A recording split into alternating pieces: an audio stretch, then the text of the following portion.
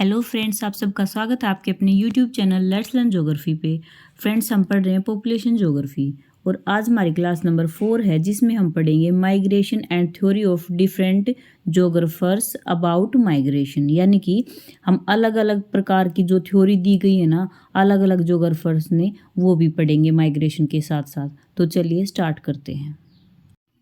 देखिए, सबसे पहले है हमने कल पढ़ा था एक टॉपिक जिसमें हमने पढ़ा था जनसंख्या वृद्धि। तो जनसंख्या जो वृद्धि होती है ना उसमें 3 घटक पढ़े थे हमने। कौन से थे वो 3 घटक? वो थे जन्म दर, मृत्यु दर और प्रवास। तो जो प्रवास है ना वो जनसंख्या वृद्धि का एक घटक है।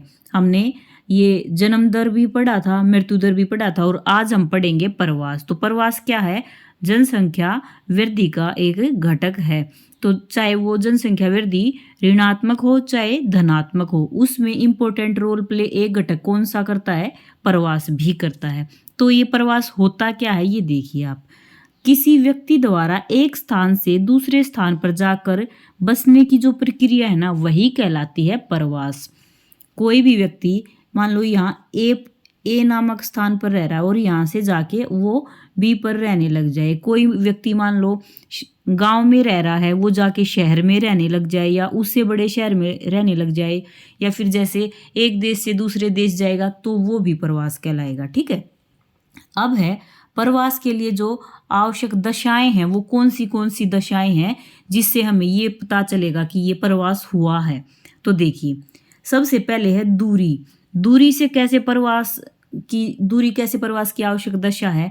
देखो, मान लो ये ए नामक स्थान है तो एक बंदा है वो बी पर जा रहा है, तो यहाँ से यहाँ पर ये दूरी होगी ना, ए से बी की दूरी है। अगर ये चलकर यहाँ से नहीं जाएगा बी तक तो ये प्रवास थोड़े ना कहलाएगा। तो प्रवास में क्या होता है? बंदा एक स्थान से दूसरे स्थान तक दूरी तय करके जाता है प्रवास में। तो आवश्यक दशा हो गई ना ये दूरी। इसमें कोई भी व्यक्ति एक स्थान से चलकर दूसरे स्थान पर दूरी तय करके गया है, ये कहलाया प्रवास। फिर अगला है आवास में परिवर्तन। आवास में परिवर्तन का क्या मतलब है कि कोई कहीं पे भी रह रहा है, वो जाकर जब दूसरे स्थान पर रहने के लिए जाएगा तो जिस स्थान पर रह रहा था उसी स्थान पर थोड़े ना रहेगा, वो तो किसी अन्य स्थान पर जाएगा। तो उसके आवास में परिवर्तन हो गया। यहाँ पे वो कैसे घर में रह रहा था वहाँ पे जाके कैसे घर में रहेगा, तो ये उसके आवास में परिवर्तन हो गया। आगे देखिए, ये है व्यक्ति जहाँ से जाता है उस स्थान को क्या कहते हैं? उसको कहते हैं उद्गम, और जिस एरिया में जाता है उसको कहते हैं गंतव्य। ठीक है। जिस स्थान से आया है वो है उद्गम और जहाँ पे पहुंच गया है वो है गंतव्य स्थान। ठीक है। तो फिर क्या होगा? उद्गम स्थान पर तो जो जनसंख्या है वो घटेगी और जो उसका गंतव्य स्थान है वहाँ पे जो जनसंख्या वो बढ़ेगी। कैसे? मान लो किसी भी जगह पे 10 आदमी रहते थे, ये 10 आदमी का एक परिवार था, वो ए स्थान से बी स्थान पे गया है वो। ठीक है। माइग्रेट होके बी स्थान पे चला गया, तो यहाँ पे तो 10 लोग कम हो गए और जो बी स्थान पे गया है ना गंतव्य पे, वहाँ पे हो गए 10 लोग अधिक। तो जो ए स्थान था जिसको हम ये उद्गम स्थान बोल रहे थे, वहाँ पे जनसंख्या घट गई है और वो प्रवास करके जहाँ पे गया है ना वहाँ पे जनसंख्या बढ़ गई है, यानी कि गंतव्य में बढ़ गई है, और जो उद्गम स्थान था वहाँ पे जनसंख्या घटती है। आगे देखिए, जो प्रवास है उसके 2 प्रकार। प्रवास के कितने प्रकार हैं? 2 प्रकार हैं, स्थायी प्रवास और अस्थायी प्रवास। तो देखो, जो स्थायी प्रवास होता है वो किस तरह से होता है? स्थायी प्रवास होगा ना उसमें क्या होगा? अस्थायी देखो, पहले अस्थायी में दैनिक प्रवास होता है, वार्षिक प्रवास होता है, साप्ताहिक होता है या मासिक होता है। ये समझो। अब दैनिक क्या होता है कि हम डेली एक स्थान से दूसरे स्थान पे जा रहे हैं जॉब करने के लिए, ये तो है दैनिक। वार्षिक यानी कि हम कहीं पे रह रहे हैं और फिर मिलने के लिए कहीं दूसरी जगह पे जा रहे हैं, वो हो गया वार्षिक। हर सप्ताह में होने वाला प्रवास होता है साप्ताहिक। कैसे? मान लो कहीं हम ए स्थान पे हमारा घर है और बी पे हम जॉब करते हैं और ये लंबी दूरी है, तो ऐसा होता है कि हम बी पे ही रहते हैं और हर सप्ताह जब भी मान लो फ्राइडे सैटरडे होता है तो अपने घर आते हैं। तो ये हो गया साप्ताहिक प्रवास। ऐसे ही होता है मासिक प्रवास, जिसमें हम हर सप्ताह न जाके, हर दिन न जाके, एक महीने में जाते हैं, तो वो हो गया मासिक प्रवास। ये सारे के सारे कहलाएंगे दैनिक, वार्षिक, साप्ताहिक और मासिक, ये कहलाएंगे अस्थायी प्रवास। आगे देखिए स्थायी प्रवास। स्थायी प्रवास जो है वो दो प्रकार का होता है, बाह्य और आंतरिक। बाह्य क्या होता है, जो किसी देश के अंदर, देश की सीमाओं से बाहर होता है ना, वो होता है बाह्य। और किसी देश की सीमाओं के अंदर अंदर जो प्रवास होता है, चाहे वो गांव से शहर में हो, शहर से नगर में हो, नगर से महानगरों में हो, वो तो कहलाएगा आंतरिक। और बाह्य होता है एक कंट्री से दूसरी कंट्री में जाना, कहलाता है बाह्य प्रवास। अब फिर भी इसको देख लेते हैं एक बार। देखो, किसी क्षेत्र की सीमाओं को पार करके जाना वो कहलाता है बाह्य प्रवास। और ये जो बाह्य प्रवास है ना, ये भी दो तरह का होता है, आप्रवास और उत्प्रवास। आगे देखिए, इसमें जो आप्रवास था और उत्प्रवास था, इसमें क्या डिफरेंस है, इसमें छोटा सा डिफरेंस है। आप्रवास, जो आप्रवास होता है वो हो तोगा ये जैसे एक कंट्री से दूसरी कंट्री में जाएगा ना, कोई भी बंदा एक कंट्री से दूसरी कंट्री में जाएगा, जैसे इंडिया का बंदा जाके और कनाडा में जाके बस गया है, वहाँ का परमानेंट बंदा हो गया है वो, है ना, वहाँ पे क्या हो गया है, वहाँ पे आप्रवास करके गया है, वहाँ पे जाके वो बिल्कुल स्थायी हो गया है, अब वो आएगा नहीं वापस। लेकिन उत्प्रवास जो है ना, उसमें क्या है कि बंदा चला तो गया है लेकिन वो फिर से आ सकता है। ठीक है, आगे है आंतरिक प्रवास। आंतरिक प्रवास में क्या होता है, देखो, आंतरिक नाम से पता चल रहा है कि ये देश के अंदर ही, एक ही देश में विभिन्न क्षेत्रों में, गांव से शहर, शहर से नगर, नगर से महानगरों में होने वाला प्रवास है, वो है आंतरिक प्रवास। इसमें देखिए अंतर्राष्ट्रीय प्रवास, जो अंतर्राज्यीय प्रवास, जो अंतर्राज्यीय प्रवास होता है ना, उसमें एक राज्य से दूसरे राज्य में जाके बसते हैं लोग। जैसे देखो क्या होता है कि पंजाब में या फिर हरियाणा में, बिहार से आके लोग मजदूरी करने के लिए बस जाते हैं। ठीक है, तो जो प्रवास है ना, वो कहलाता है अंतर्राज्यीय प्रवास। और उत्प्रवास है एक स्थान से दूसरे स्थान पर जाकर बसना। ठीक है, एक स्थान से दूसरे स्थान पर, मान लो हरियाणा में ही चला गया कहीं पे, तो इस तरह से है उत्प्रवास। आगे है आंतरिक प्रवास की जो दिशा के आधार पर आंतरिक प्रवास को 4 भागों में बांटा है। कैसे, मैंने अभी एग्जाम्पल दिया था आपको कि गांव से जब कोई नगर की ओर जाए, मान लो नौकरी की तलाश में, मजदूरी की तलाश में, तो वो है गांव से नगर की ओर वाला प्रवास। गांव से गांव, एक गांव से दूसरे गांव में जो बंदा गया है माइग्रेट होके, वो कहलाता है गांव से गांव की ओर प्रवास। फिर है नगर से गांव। नगर से गांव का क्या है, मान लो किसी नगर में रह रहे हैं और उन लोगों को गांव में, मतलब पहले वो गांव से नगर चले गए थे, फिर उनको क्या हुआ, वहाँ का जो जीवन है वो रास नहीं आया, वापस गांव में आ गए, या फिर उनको कुछ ऐसा लगा कि जैसे गांव में उनका कृषि कार्य ज़्यादा है, या किसी भी कारण से वापस गांव में आ गए, तो वो है नगर से गांव का प्रवास। आगे है नगर से नगर का प्रवास, यानी कि एक नगर से दूसरे नगर में चले जाना ही है नगर से नगर का प्रवास। आगे देखिए, जो माइग्रेशन को प्रभावित करने वाले कारक हैं वो कौन से हैं, वो देखो आप। देखो, प्रतिकर्ष या फिर बलात्कार। प्रतिकर्ष का क्या मतलब है, जो हमें आकर्षित नहीं कर रहे हैं, ठीक है, जो हमें पुश कर रहे हैं, जो हमें धकेल रहे हैं वहां से। ठीक है, देखो, राजनीतिक उपद्रव, कोई महामारी आ जाए, या फिर जो भी जीवन यापन है हमारा उसके प्रतिकूल जो जलवायु हो, या फिर लोगों को एक स्थान छोड़ के दूसरे स्थान मजदूरी करने के लिए जाना पड़ जाए, तो ये सभी जो कारक है ना, ये पुश फैक्टर्स होते हैं। जो राजनीति उपद्रव है, महामारी है, जो प्रतिकूल जलवायु है, ये सारे के सारे क्या करते हैं, किसी भी आदमी को उस विशेष स्थान से पुश करते हैं बाहर जाने के लिए, दूसरी जगह पर जाकर बसने के लिए, माइग्रेट होने के लिए। तो ये वाले जो कारक कहलाते हैं, ये कहलाते हैं प्रतिकर्ष कारक। अर्थात जिन कारणों के कारण बंदा एक स्थान को छोड़कर मजबूर हो जाए दूसरे स्थान पर जाने के लिए, तो वो कहलाते हैं प्रतिकर्ष कारक। इनमें क्या है कि देखो, कहीं पे भी युद्ध चल रहा है तो उस युद्ध से लोग वहां से भाग के दूसरी जगह चले जाते हैं, तो ये प्रतिकर्ष कारक हुआ। ठीक है, इसको हम क्या बोलते हैं, पुश फैक्टर बोलते हैं। आगे है अपकर्ष कारक, पुल फैक्टर। मान लो किसी भी स्थान पे रोजगार के साधन अधिक हैं, या फिर एजुकेशन हब है, या फिर कोई ऐसा स्थान है जहाँ पे रहने के लिए जो जलवायु है वो परिस्थिति के अनुकूल है, तो ये वाले जो सारे के सारे फैक्टर हैं ना, ये क्या करते हैं, पुल फैक्टर हैं, ये आदमी को अपनी तरफ आकर्षित करते हैं। वहाँ पे ज़्यादा सुविधाएं हैं तो वहाँ पे बंदे जाएंगे, ठीक है। तो ये कहलाएंगे अपकर्ष कारक। कैसे, देखो एग्जाम्पल देखो कि अमेरिका की जो सिलिकॉन वैली है वहाँ पे लोगों का जाना, ये उनका अपकर्ष कारक हो गया। जो सिलिकॉन वैली है वहाँ पे लोगों को क्या हो रहा है, जॉब्स का ज़्यादा अपॉर्चुनिटीज़ मिल रही हैं जॉब्स की, इसलिए वो वहाँ पे जा रहे हैं। आगे देखिए transhumance migration. Transhumance migration में क्या होता है कि जब मौसम के अनुसार लोग पशुओं के साथ पर्वतों से ऊपर जाते हैं और नीचे आते हैं। एक और एग्जाम्पल है इसका, देखो हमने क्या देखा है कि जैसे जो राजस्थान के बंदे हैं वो अपनी गायों को लेके और हरियाणा और पंजाब की ओर आते हैं। ये मौसम के अकॉर्डिंग ही तो आते हैं ना, जब फसल कटती है तो उस टाइम पे आते हैं ये। तो ये क्या कहलाता है, ट्रांस ह्यूमन माइग्रेशन, जब लोग अपने पशुओं के साथ आए, ठीक है।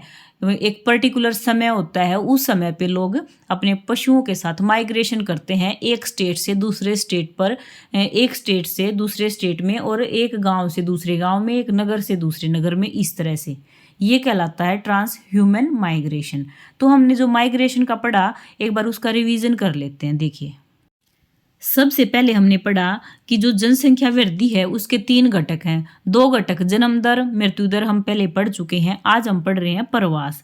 तो प्रवास क्या है, एक व्यक्ति का एक स्थान से दूसरे स्थान पर जाकर बसना ही कहलाता है प्रवास। और इसके लिए आवश्यक दशाएं हैं, दूरी होगी, जैसे एक स्थान से दूसरे स्थान की दूरी है जो उसको तय करके जाएगा वो इंसान। दूसरा है आवास में परिवर्तन, एक आवास को छोड़कर दूसरे आवास में जाएगा वो, तो उसका परिवर्तन होगा आवास का। तीसरा है व्यक्ति जहाँ से जाता है उस स्थान को तो कहते हैं उद्गम स्थल, और जिस पर जाके बसता है उसको कहते हैं गंतव्य स्थल। तो क्या होगा, उद्गम स्थल की तो जनसंख्या घट जाएगी और गंतव्य की जो जनसंख्या वो बढ़ जाएगी। आगे है 2 टाइप हैं जो माइग्रेशन है उसके, अस्थायी और स्थायी। अस्थायी में क्या होता है कि दैनिक, वार्षिक, साप्ताहिक और मासिक प्रवास को हम शामिल करते हैं। स्थायी में हम किसको करते हैं, स्थायी में जैसे बाह्य और आंतरिक 2 तरह का होता है। स्थायी यानी कि परमानेंट जाके वहीं पे बस जाना, बाह्य में तो विदेशों में जाके बस जाएंगे, और आंतरिक में देश में जाके बस जाएंगे, ठीक है। आगे देखिए आंतरिक प्रवास के लिए जो आवश्यक जो दशाएं होती हैं, प्रवास को जो दिशा के आधार होते हैं टोटल, उनको हमने 4 भागों में बांटा है। कि पहला है कि गांव से नगर की ओर जाना, गांव से गांव की ओर जाना, तीसरा है नगर से गांव की ओर जाना, और चौथा है नगर से नगर की ओर प्रवास करके जाना। तो ये है आंतरिक प्रवास को दिशा के आधार पर 4 भागों में बांटना। फिर हमने पढ़ा माइग्रेशन को प्रभावित करने वाले कारक। पहला है प्रतिकर्ष, दूसरा है अपकर्ष। प्रतिकर्ष को कहते हैं इंग्लिश में पुश फैक्टर। पुश फैक्टर का मतलब क्या है, जो धकेल रहे हैं, कोई भी इंसान किसी पर्टिकुलर एरिया में रह रहा है उसको वहाँ से छोड़कर जाने के लिए जो भी कारक मजबूर करते हैं ना, वो सारे पुश फैक्टर कहलाते हैं। जैसे राजनीतिक उपद्रव हो जाए, महामारी आ जाए, प्रतिकूल जलवायु हो, ये सारे के सारे क्या कहलाएंगे, प्रतिकर्ष कारक कहलाएंगे। आगे है अपकर्ष कारक। अपकर्ष यानी कि पुल फैक्टर, जो भी फैक्टर उस आदमी को, किसी भी आदमी को उस स्थान पर आने के लिए आकर्षित कर रहे हैं ना, वो कहलाते हैं अपकर्ष कारक। जैसे कि अमेरिका की सिलिकॉन वैली में लोग जा रहे हैं, ठीक है, तो वहाँ पे उनको अधिक जॉब सुविधाएं हैं, इसीलिए तो जा रहे हैं ना, वो आकर्षित कर रहे हैं। फिर हमने पढ़ा ट्रांस ह्यूमन माइग्रेशन, जिसमें मौसम के अनुसार लोग अपने पशुओं को लेकर और एक स्थान से दूसरे स्थान पर माइग्रेशन करते हैं, प्रवास करते हैं, उसको कहते हैं ट्रांस ह्यूमन माइग्रेशन। अब पढ़ेंगे हम प्रवास के सिद्धांत। ये 3-4 जो जोग्राफर हैं उनके सिद्धांत हैं, हम वो अलग अलग पढ़ते हैं। देखो प्रवास का सिद्धांत 1885 में रेवेंस्टीन महोदय ने दिया था। किसने दिया, रेवेंस्टीन महोदय ने दिया 1885 में। इंपॉर्टेंट है, अच्छे से याद रखना। प्रवास का सिद्धांत दिया 1885 में रेवेंस्टीन महोदय ने, और इसके 7 नियम थे। इस प्रवास के सिद्धांत के जिसको दिया था रेवेंस्टीन महोदय ने, इसके 7 नियम थे। कौन से थे वो देखिए। अब फर्स्ट है छोटी दूरी का प्रवास जो होता है ना वो ज़्यादा होता है, यानी कि गांव से जो शहर में होता है वो छोटी दूरी का हो गया है, ठीक है, वो प्रवास अधिक होता है। दूसरा है प्रवास चरणों में संपन्न होता है। हाँ, प्रवास चरणों में संपन्न होता है, जैसे गांव से नगरों में चले गए, नगरों से शहरों में, शहरों से गांव से शहरों में, शहरों से नगरों में, फिर महानगरों में, तो ये चरण ही तो हो गए ना। अगला है प्रवास की धारा व धारा की प्रतिधारा। हाँ, प्रवास एक धारा में होता है, ठीक है, एक स्थान से दूसरे स्थान पर जाता है बंदा उसमें। और छोटी दूरी में जो महिलाएं होती हैं ना वो अधिक प्रवास करती हैं। देखिए ये कैसे है, छोटी दूरी में जैसे कोई भी गांव है वहाँ पे लेडीज़ हैं, तो वो लेडीज़ जाके किसी शहर में स्कूल में पढ़ा रही हैं या किसी छोटी मोटी कंपनी में जॉब कर रही हैं, तो महिलाएं जो हैं वो छोटी दूरी अधिक तय करती है ताकि घर से वो जाएं सुबह और शाम तक वापस अपने घर पे लौट आए, अपनी फैमिली को संभाल लें। आगे है तकनीकी विकास के साथ प्रवास बढ़ता है। तकनीकी विकास जितना अधिक होगा तो फिर वो प्रवास है वो उतना ही बढ़ेगा। कैसे, मान लो उद्योग धंधे लग रहे हैं, टेक्नोलॉजी आई, उद्योग धंधे लग रहे हैं, कोई भी ऐसा बंदा है जिसको उस टेक्नोलॉजी के बारे में ज़्यादा पता है, तो उसको अपने एक जहाँ पे वो रह रहा है ना उस स्थान को छोड़ के क्या पता कितनी दूर जाना पड़ जाए। तो ये है टेक्नोलॉजी जो है ना उसका विकास हो रहा है, तो प्रवास भी अधिक बढ़ रहा है। आगे है ग्रामीण लोगों में प्रवास की इच्छा अधिक है नगरीय की अपेक्षा। नगरीय लोग हैं उनको तो सारी सुविधाएं मिल ही रही हैं, तो ग्रामीण जो है उनको जो सारी सुविधाएं नहीं मिल रही हैं, जैसे चिकित्सा संबंधी हैं या फिर जॉब की हैं, व्यापार की हैं या फिर एजुकेशन की हैं, तो जो ग्रामीण लोग होंगे उनमें तो इच्छा अधिक होंगी। मान लो पढ़ाई करनी है उसके लिए भी शहरों में जाना होगा, अच्छी चिकित्सा के लिए भी शहरों में जाना होगा, अच्छे लाइफस्टाइल के लिए भी शहरों में जाना होगा, ठीक है ना। इसीलिए जो ग्रामीण है उनमें जो प्रवास की इच्छा है वो अधिक है और नगरियों में, नगर वाले लोगों में कम है। आगे आर्थिक कारकों का जो इम्पोर्टेंट रोल प्ले करते हैं प्रवास में। कैसे, आर्थिक यानी कि हम कमाई के लिए गांव को छोड़ के नगरों में जा रहे हैं, नगरों को छोड़ के महानगरों में जा रहे हैं, तो ये आर्थिक ही तो कारण है ना, इसीलिए तो हम प्रवास कर रहे हैं ना। आगे देखिए, अब इसमें से अगर मान लो क्वेश्चन बन जाए तो क्या क्वेश्चन बनेगा कि सबसे पहले जो ये प्रवास का सिद्धांत था ये किसने दिया था, रेवेंस्टीन महोदय ने दिया था। कब दिया था, 1885 में दिया था। फिर जो इसका क्वेश्चन आएगा ना वो या तो नियम से पूछेगा कितने नियम थे, फिर ये डिजिट दे देगा 1 2 5 7 इस तरह से, फिर है ना, या फिर ऐसा होगा कि इन सातों में से कोई 4 लाइन उठा के दे देगा ऐसे कि ऐसे, इनमें से आपको टिक करना होगा कि ये इसका था या नहीं था। फिर फ्रेंड्स जो रोयर महोदय थे उन्होंने मलेशिया में जो प्रवास का अध्ययन कर रहे थे ना, रोयर महोदय, उन्होंने इस सिद्धांत को सही बताया था, ठीक है। रोयर महोदय ने जो रेवेंस्टीन महोदय का सिद्धांत था उसका फेवर किया था। आगे देखिए, ली की प्रवास अवधारणाएं। ली थे जोग्राफर, उनकी प्रवास अवधारणाएं। प्रवास को उन्होंने 2 भागों में बांटा ली महोदय ने, पुल और पुश, ठीक है, पुल और पुश। ये किसने बताया, ली महोदय ने बताया था। और इसके भी कितने नियम थे, इसके नियम देखो। सबसे पहले था क्षेत्रीय विभेदन अधिक तो प्रवास अधिक। अगर मान लो क्षेत्रीय विभेद अधिक है तो प्रवास भी अधिक होगा। कठोर जो प्रतिबंध है नहीं तो प्रवास अधिक। अगर मान लो कहीं पे कठोर प्रतिबंध नहीं है तो लोग फिर एक स्थान से दूसरे स्थान पर जाते रहेंगे। आगे है विकसित देशों में उच्च प्रवास होता है ना, तो अपेक्षाकृत विकासशील देशों में कम होता है। ये क्या कह रहा है कि विकसित जो देश हैं वहाँ पे क्या है, वहाँ पे हर तरह का वो ऑप्शन है, जैसे ट्रांसपोर्ट भी अच्छा है और जो जॉब्स हैं वो भी एक स्थान से दूसरे स्थान पर जाकर कर सकते हैं। इस तरह से क्या है, विकसित देशों में उच्च प्रवास होता है, अधिक प्रवास होता है विकासशील देशों के बजाय। अगला है प्रवास निश्चित धारा में होता है। ये उसमें भी था कि प्रवास एक निश्चित धारा में होता है। एक उल्टी प्रवास धारा भी होती है। उल्टी प्रवास धारा कैसे, देखो, पहले गांव से शहर में, शहर से नगर में, नगर से महानगर में, ठीक है। फिर जब महानगरों में जो लोग रह रहे हैं वहाँ पे भीड़ भाड़ हो जाए, वो आके नगरों में रहने लग जाए। नगरों में भी अगर मान लो भीड़ महसूस हो रही है किसी को, वो छोटे कस्बे में आके रहने लग जाएगा। और कई कई जगह ऐसी है ना जहाँ पे पोल्यूशन अधिक हो गया है, तो लोग वापस अपने पैतृक जो गाँव थे उनके वहाँ पे जो जमीन थी वहीं पे जाके रहने लग जाते हैं, ठीक है। और फिर अवरोध कम होगा तो प्रवास अधिक होगा, ये भी हमने पढ़ा है। आगे है फ्रेंड्स न्यूनतम प्रवास का सिद्धांत। तो ये ऐसे का ऐसे आएगा कि न्यूनतम प्रवास का प्रयास का सिद्धांत किसने दिया था, न्यूनतम प्रयास का सिद्धांत दिया था जे.के. जिफ महोदय ने। जे.के. जिफ महोदय ने कौन सा सिद्धांत दिया, न्यूनतम प्रयास का सिद्धांत। अगला है गुरुत्व मॉडल सिद्धांत। गुरुत्व मॉडल सिद्धांत किसने दिया था? डब्ल्यू रेली और स्टुअर्ट मोदे ने। ये सारे के सारे इंपॉर्टेंट हैं, ये 5-6 क्वेश्चन हैं। गुरुत्व मॉडल का सिद्धांत दिया था डब्ल्यू रेली और स्टुअर्ट मोदे ने। नेक्स्ट है अंतरालीय अवसर सिद्धांत। अंतरालीय अवसर सिद्धांत दिया था एस स्टोफर ने।